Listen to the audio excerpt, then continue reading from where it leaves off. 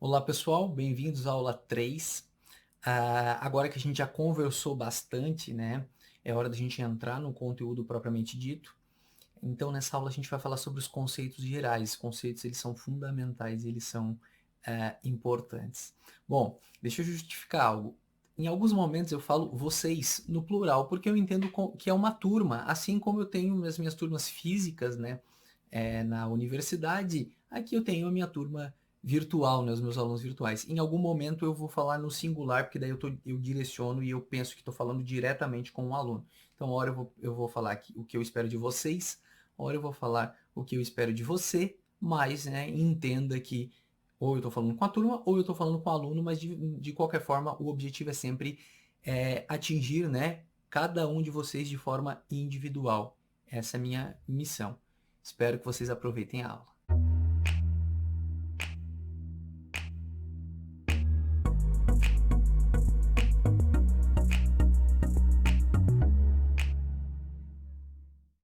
Agora, antes da gente começar a estudar os sistemas, a gente precisa dos conceitos. Vamos lá. Quais são as principais regiões do corpo? E por que principais e grandes regiões? Porque cada região dessa eu consigo subdividir em várias outras regiões. Bom, nós temos aqui, ó, vamos dividir o corpo em cabeça, e na cabeça eu tenho aqui, ó, a região craniana e a região facial. Só para vocês terem uma noção aqui, ó, se eu pego essa região facial e eu ainda subdivido, isso vem lá na anatomia topográfica, né, da cabeça, em região orbital, região nasal, região labial, região bucal, região parotídeo massetérica, região infraorbital, região zigomática. Professor, mas tudo isso só nessa região? Sim. Então, quer dizer, eu estou dividindo o corpo em grandes regiões e depois essas grandes regiões a gente divide em ainda pequenas regiões, tá?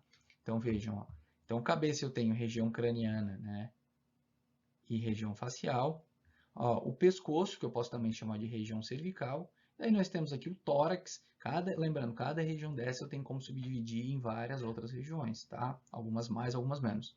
Tórax, abdômen, aí depois vocês vão ver que a divisão entre tórax e abdômen ocorre aqui, né? Através do músculo diafragma, então acima do diafragma tórax, abaixo do diafragma abdômen, né? Nem coloquei pelve e períneo, ó, mas são regiões também do corpo humano, mas daí isso vem de forma um pouco mais específica, né? Eu estou colocando em grandes regiões, então estamos colocando tudo aqui como abdômen, mas aqui eu teria região pélvica e por fora aqui eu ainda teria o períneo, mas por enquanto vamos deixar um pouco mais simples. Bom, a gente chama isso aqui tudo normalmente, né, popularmente, quando ainda não estou na anatomia humana, de braço, mas não é membro superior, e o membro superior vai ser constituído pelo ombro, pelo braço, que é só esse segmento, pelo antebraço e pela mão. Aí sim, tudo isso aqui é membro superior, tá? E o membro superior é subdividido em regiões. E aqui eu vejo ó, o membro inferior, então eu não posso chamar de perna, porque perna é só esse segmento aqui. Então eu vou ter aqui ó, o quadril, a coxa, a perna e o pé. Bom, falei das principais regiões, não coloquei aqui né, o nome, mas aqui dentro né, do abdômen, aqui na região inferior, eu teria a cavidade pélvica, às vezes a gente chama de abdominopélvica, e essa região de fora, aqui onde se localizam os órgãos genitais, né, e onde se localiza também o ânus lá atrás, a gente chama de períneo, tá? Mas isso eu não coloquei para deixar um pouco mais simples. E aqui na região posterior eu encontro o dorso, tá? Tudo isso existem limites, tá? Tá, mas o dorso vai de onde até onde? Mas daí isso tudo entra na anatomia topográfica, né, ou anatomia regional. Inclusive, eu falei aqui das partes do membro inferior, mas, por exemplo, o quadril, no quadril ainda tem a região glútea, aqui, ó, tá, que não foi colocada, tá? Então, região posterior da coxa, aqui eu tenho a região sural, mas, enfim, isso vem né, mais para frente. Por enquanto, a gente sabendo aqui essas regiões, né, dividindo o corpo dessa forma, já está bem legal. Bom, posição anatômica. Vejam, isso é um dos componentes mais importantes, é um dos conceitos mais importantes, é o que a gente precisa, a gente vai levar para a vida inteira. Eu não posso estudar o corpo de qualquer forma. Tá? O corpo ele não está deitado, ele não está com o joelho fletido, ele não está olhando para baixo, ele não está. A posição anatômica que se convencionou, tá? A posição padrão, a posição anatômica é essa aqui, ó. Por quê? Olha só, como que ela se configura? A posição anatômica se dá ó, com o corpo em postura ereta, como ele está aqui, olhar para o horizonte, então olhar é para frente, não é para baixo, não é para o lado, ó, olhar para o horizonte. Ó, membros superiores estendidos ao lado do tronco, então ó, os membros superiores estão estendidos, estão ao lado do tronco. Por que não encostou aqui direitinho? Porque na posição anatômica não é encostado. Tá? Existe um espaço aqui, tá? Inclusive se chama de ângulo de transporte. Eu explico lá na anatomia dos membros superiores, lá no Simplificando a Anatomia Topográfica. Bom, as palmas das mãos voltadas para a frente, como nós vemos aqui. Ó, os membros inferiores justapostos, ou seja, um do lado do outro, não podem ser abduzidos, não podem ser abertos. Os pés voltados para a frente. Bom, vejam, essa é sempre a posição anatômica, tá? E eu vou explicar para vocês, daqui a pouco eu vou dar alguns exemplos de quando aplicar, né? Como aplicar e como está errado. Mas vocês vão ver que memorizem isso aqui, porque vai fazer total diferença. Lembrando, tá? Eu falei no slide anterior sobre como que vai funcionar a divisão. Só que é o seguinte, na descrição de cada primeira aula, isso eu já expliquei, né, para vocês, mas eu vou reforçar, na descrição de cada primeira aula, de cada módulo, eu disponibilizo todos os slides. O que eu sugiro, o que o meu aluno gosta de fazer? Se vocês acharem interessante, vocês podem imprimir o slide, ou para quem gosta de escrever em cima de um tablet, né, também pode, e vai anotando em cima dos slides o que eu vou falando, vai riscando, vai fazendo seus flechinhas, que fica um baita de um material de apoio para vocês utilizarem no futuro. Então, como material de apoio, eu tenho todos os slides tal qual eu estou descrevendo. Daí você vai dizer, tá, professor, mas espera aí, não tem nem espaço para escrever. Bom, na gravação eu tenho a minha imagem, né? Vocês não estão vendo aqui a minha imagem, esse espaço nos slides vazios de vocês está vazio. Então vocês podem usar para escrever algo ou colar um post-it em cima, algo do tipo. Professor, eu não quero, eu só gosto de assistir as aulas, né? Ainda gosto até de aumentar a velocidade da aula. Não há problema nenhum. Então você pode fazer como achar melhor. E eu tenho um roteiro também que facilita a organização de vocês, né? Então eu deixo lá o material de apoio, os slides e um roteiro para o estudo. Não estão todas as estruturas que eu cito no roteiro, mas estão as principais. Vocês podem se basear para pegar um atlas, pegar um livro, né? E se baseando nele, estudando até os slides ali, né? E vocês podem utilizar também para, se tiverem acesso a um laboratório de anatomia, né? Ir lá, pegar e tentar identificar as estruturas que vocês estão estudando.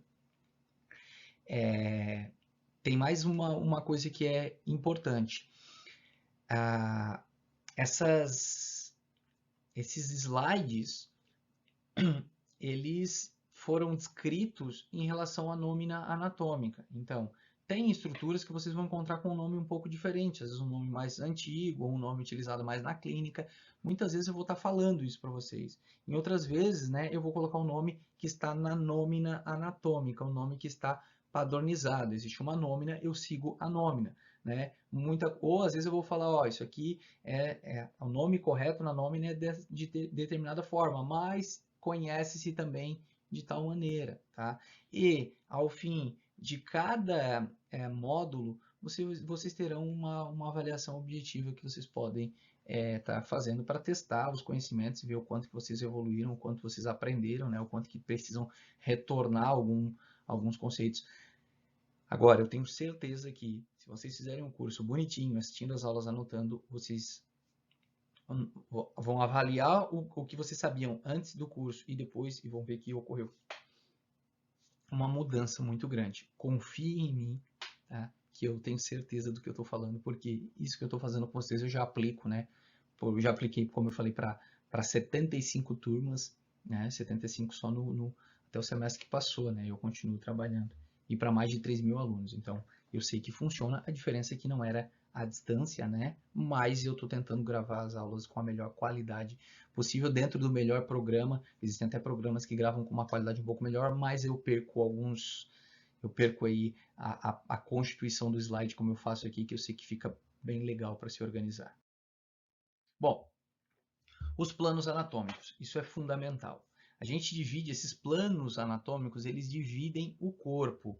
E o primeiro plano que eu apresento para vocês é o plano sagital. Ó. Notem que tem uma linha aqui ó, cortando o corpo em dois lados. O plano sagital, ó, ele segue uma orientação vertical, conforme vocês estão vendo, e divide o nosso corpo em parte direita e em lado esquerdo. Né? Então, É claro que nem sempre esse plano ele tem que estar bem no centro. Se for bem no centro, eu digo que é o plano sagital mediano. Tá? Agora, se não é no centro, se está desviado para um lado ou para o outro, eu chamo simplesmente de plano sagital. Eu posso cortar o meu corpo aqui, ó, e dividir em lado direito e lado esquerdo com o mesmo tamanho, e eles vão ser eles vão ser muito parecidos, né? Igual é claro que não, mas muito parecidos. Ou eu posso cortar aqui, ó.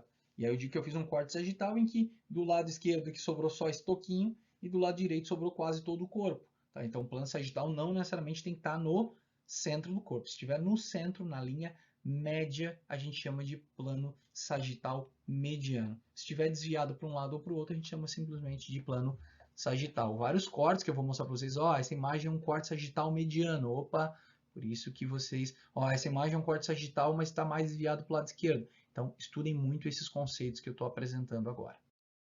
Bom, o plano frontal. O plano frontal, muitas vezes também conhecido como coronal, mas é mais como frontal, ele também segue uma orientação vertical, ó, e ele divide o nosso corpo em parte anterior e parte posterior. E mais uma vez, eu posso passar uma lâmina e cortar só a pontinha do meu nariz. Foi um corte frontal ou sagital, e dividir o meu corpo em parte anterior, a pontinha do nariz, e parte posterior, todo o resto.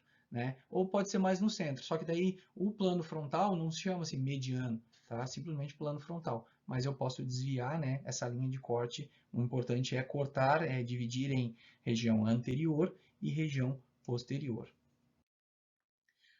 O plano transverso. O plano transverso divide, ó, ele segue uma orientação horizontal e ele divide o meu corpo, ó, em parte superior e inferior.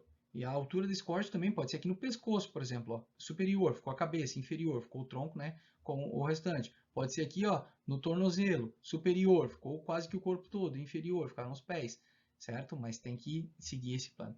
Ainda existe um outro plano que é menos falado, mas eu só vou apresentar, não fiz slide para ele, mas só para apresentar para vocês. Quando eu corto assim, ó, na diagonal, eu chamo de plano oblíquo. Então, oblíquo dessa forma. Então, se você tiver um corte, é menos comum de ser apresentado, mas até posso falar, ó, isso aqui, ó, eu fiz um corte oblíquo, tá? Mas não é tão comum. Então, dessa forma, assim, seria oblíquo.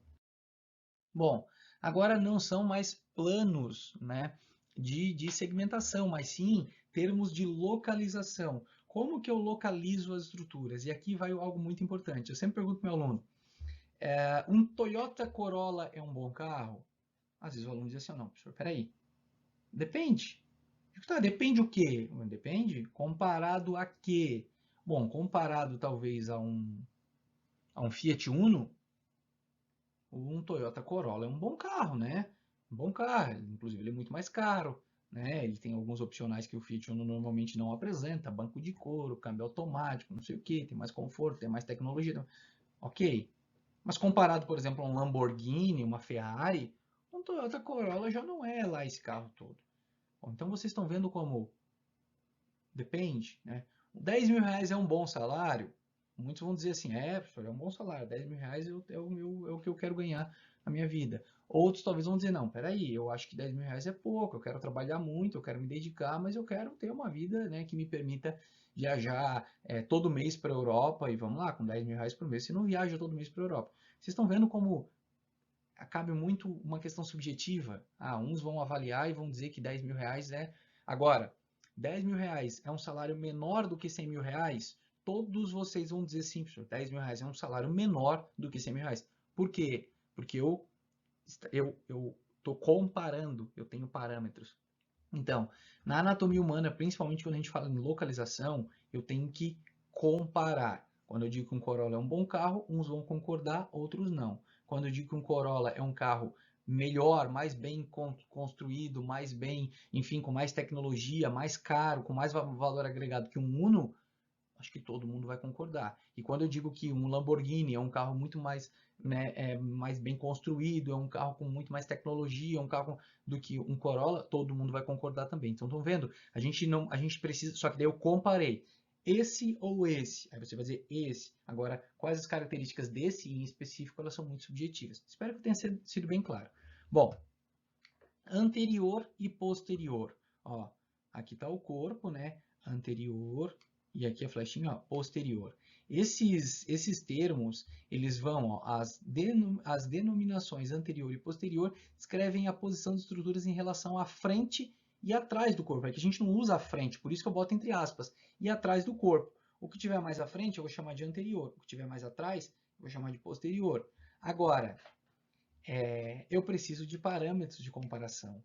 Exemplo, umbigo e coluna vertebral. O umbigo está aqui e a coluna vertebral está aqui. Ó, o umbigo é anterior em relação à coluna vertebral.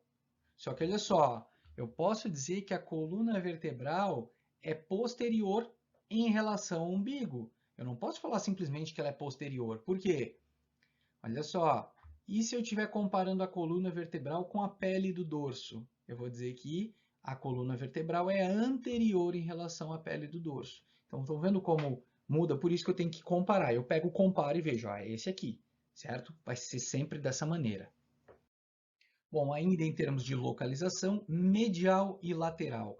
Vejam, eu vou traçar uma linha sagital mediana, nem sempre precisa ser, né? Nem sempre precisa dessa linha, só estou traçando para vocês saberem que esse é o plano sagital mediano, tá? Mas vejam, ó, medial mais próximo da linha sagital mediana, lateral mais distante dessa linha sagital mediana. Agora, vamos lá. As denominações medial e lateral descrevem a posição de estruturas em relação ao plano sagital mediano e aos lados do corpo, sendo, ó, exemplo, mamilo e polegar. O polegar está aqui e o mamilo está aqui. Quem é medial e quem é lateral? Você vai dizer assim, ó, professor, o polegar ele é lateral em relação ao mamilo, porque ele está mais longe da linha sagital mediana. Correto. Ó, medial, mamilo. Lateral, polegar, porque ele está, ó, o polegar está mais longe da linha sagital mediana. Se a minha comparação fosse, ó, polegar e dedo mínimo, eu continuaria falando, ó, o polegar é lateral em relação ao dedo mínimo, tá? Agora, e se eu inverter a mão? E se eu virar a mão? Ó, de forma, né, na posição anatômica, o polegar é lateral em relação ao dedo mínimo. E se eu inverter a mão? Dizer, professor, agora o polegar é medial em relação ao dedo mínimo. Para quem prestou bem atenção, vai dizer, não, professor, não pode virar a mão. E por que não pode virar a mão? Posição anatômica. Voltem lá para o slide de posição anatômica. É sempre respeitando a posição anatômica. Então, sempre vai ser assim, tá? Quer ver? Vou mostrar um outro plano e vocês vão entender. Superior e inferior. Então, vejam só. Aqui eu tenho superior, aqui inferior, e vejo. Ó, as denominações superior e inferior descrevem a posição de estruturas em relação à região acima da cabeça e abaixo dos pés. Ou seja, o que estiver mais próximo da cabeça, a gente vai chamar de superior. E o que estiver, né, mais próximo do topo da cabeça, e o que estiver mais próximo da planta, né, da região inferior do pé, a gente vai chamar de inferior. Bom, mas sempre comparando duas estruturas. Exemplo, ó, o olho e a boca. O que é superior? Comparando o olho e a boca. Ó, o olho é superior em relação à boca. Então, superior é o olho, inferior é a boca. Agora, eu posso dizer que a boca ela é inferior? Não, depende. Em relação a quê? Em relação ao olho, sim. Agora, por exemplo, em relação ao mamilo, não. A boca é superior. Tá? Então, isso a gente tem que tomar um pouco de cuidado. Eu posso dizer que a boca ela é inferior ao polegar? Não, ela é superior em relação ao polegar. Professor, e se eu colocar o polegar aqui em cima? Agora ele não está superior em relação à boca? Está. Mas isso pode? Não. Por quê? Porque daí isso não é posição anatômica. Temos que lembrar lá da posição anatômica. Eu sei que esse bonequinho não está em posição anatômica, né? Mas aqui eu estou utilizando só para falar, né? Desses termos, superior e inferior. Eu posso falar, por exemplo, ó, que as vértebras cervicais são superiores em relação às vértebras torácicas, que por sua vez são superiores em relação às vértebras lombares. Por quê? porque as cervicais estão mais próximos, né, do topo da cabeça, na sequência vem as torácicas e na próxima vem as lombares. Então, esses conceitos eles precisam ficar muito claros, tá? Isso é importante. Proximal e distal, né? Lembrando que ainda estamos nos termos de localização. Ó, nas primeiras aulas eu vou falar, sempre dá uma olhada no título do slide. O título do slide eu já coloco para ficar bonitinho, para que isso me ajude, né, na organização e te auxilie nos estudos e na organização dos teus estudos. Então, sempre olhe os slides que você vai saber exatamente do que a gente está falando. Bom, os termos proximal e distal, eles vão ser utilizados para os membros. Para os órgãos, a gente acaba até utilizando também, eu não falo aqui, depois eu vou explicar isso, por exemplo, lá em sistema respiratório.